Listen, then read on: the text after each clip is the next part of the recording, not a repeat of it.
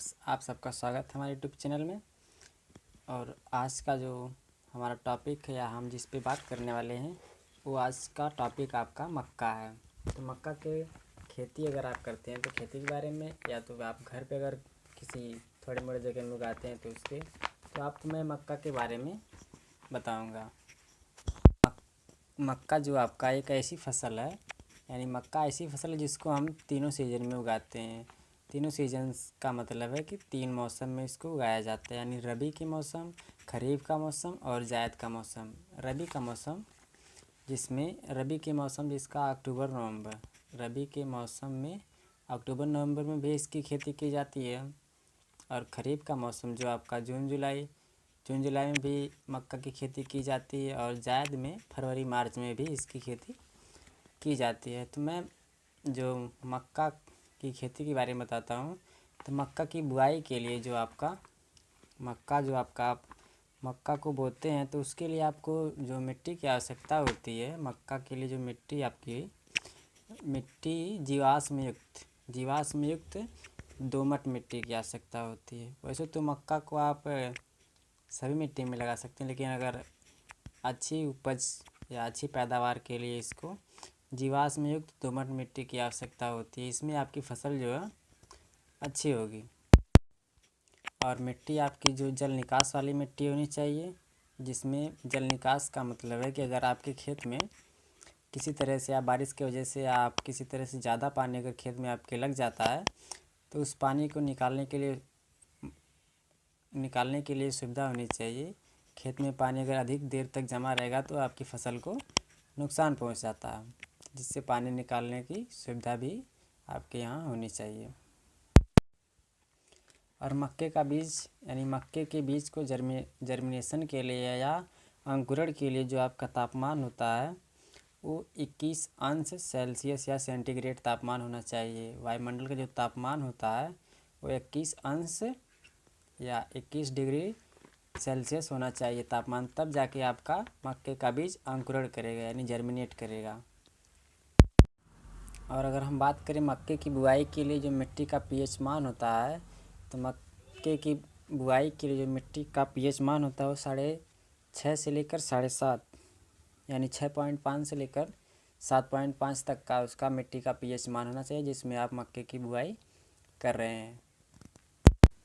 और अगर मक्के की वृद्धि के लिए मक्का जब आपका जर्मिनेट हो जाएगा तो यानी अंकुरित हो जाएगा तो उसकी वृद्धि की या विकास के लिए जो आपका टेम्परेचर होता है वो 32 डिग्री यानी 32 सेंटीग्रेड तक का टेम्परेचर वायुमंडल का होना चाहिए, तब जाके आपका मक्के की वृद्धि और विकास खूब अच्छे से होता है। और अगर हम बात करें मक्के में खाद यानी मक्के की फसल में खाद डालने के लिए, तो मक्के की फसल में जो आपका है, अगर देसी मक्का का बीज है, मक्के का जो किस्म है वो देसी किस्म है, तो इसमें आप जो गोबर की सड़ी हुई खाद जो 100 से 125 क्विंटल प्रति हेक्टेयर की दर से इसमें सड़ी हुई गोबर की खाद को डाल सकते हैं।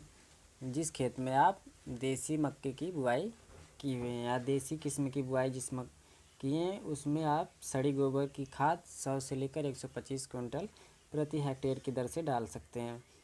और अगर आपका जो मक्के का बीज है वो संकर बीज है यानी हाइब्रिड है, अगर आपने हाइब्रिड मक्के की बुआई की है तो उसमें अगर आप इस तरह से 120 नाइट्रोजन की जो मात्रा होती है उसमें नाइट्रोजन डाला जाता है, तो नाइट्रोजन की जो मात्रा होती है 125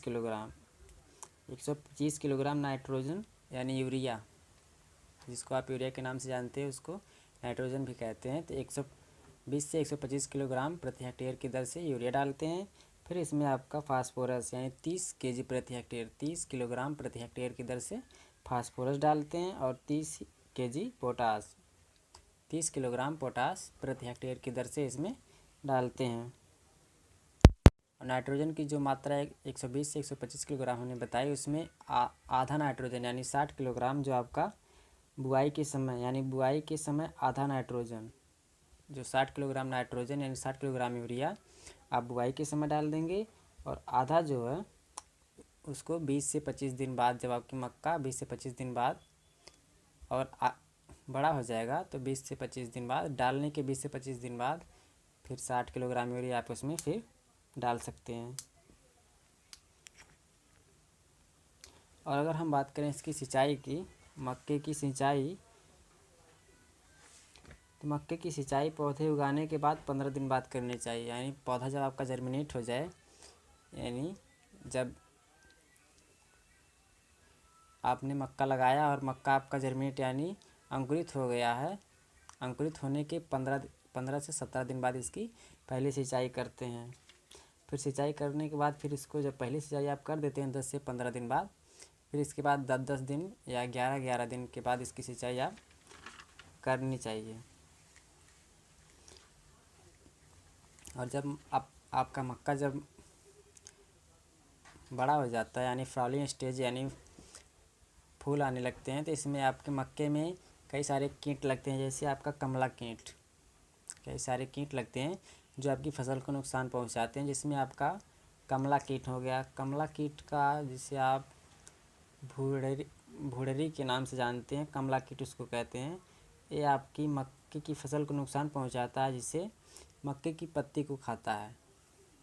कमला कीट जो है मक्के की पत्ती को खाता है। तो इसकी रोकथाम के लिए आपको साइपर नेथ्रीन यानी साइपर नेथ्रीन की जो है 1000 लीटर पानी के घोल में मिलाकर इसको प्रति हेक्टेयर की दर से इसमें छिड़काव करना चाहिए, जिससे इस कीट से राहत होती है या आपकी फसल फिर अच्छी होने लगती है इस रोकथाम के लिए।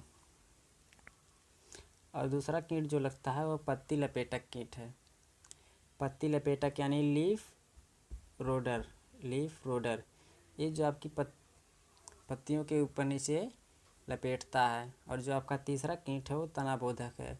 तनाबोधक से का तात्पर्य है कि यह कीट जो है फसल के तने में छेद करके उसके अंदर चला जाता है और उसके अंदर की जो तने को धीरे धीरे खाता है।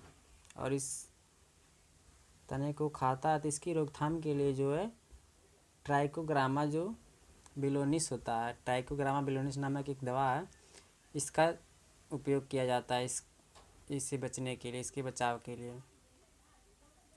इस प्रकार से हमने आपको मक्के के बारे में पूरी जानकारी बता दी। अब बस आज के लिए इतना ही। मिलते हैं अगले वीडियो में, तब तक के लिए धन्यवाद।